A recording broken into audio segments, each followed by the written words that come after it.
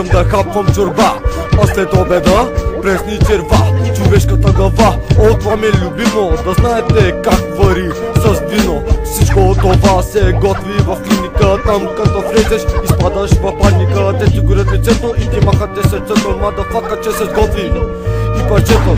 Оу, шит, става голяма драма, а въпреки всичко е доста вкусно. Нали знаете, с таки работи не е никога определено късно, а канс какво подсъзнание има мъсно. Писна ми очи, бани и гадове, ей, мисля, че ще ви пращам аз някъде.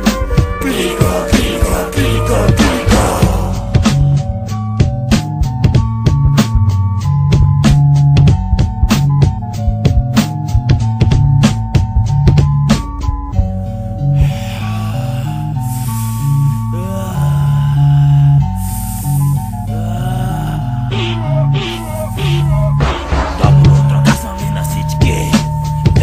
Клиниката в кавички.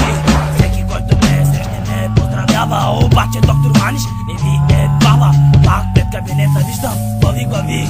Имам чувство, че мозъкът ми кърви. В клиниката на шефа Дарио работят всякакви амсалаци и всякакви табаци. Ама дреми чети, от време на време белята ги прави на шах и мат. Ето влиза първия опакващ клиент. Ето влиза пак опакващ клиент. Ще ти резна главата без абонамент. Ще ти резна главата без абонамент. Вече май събрах 25 чипгави. Ще си похапна, карга са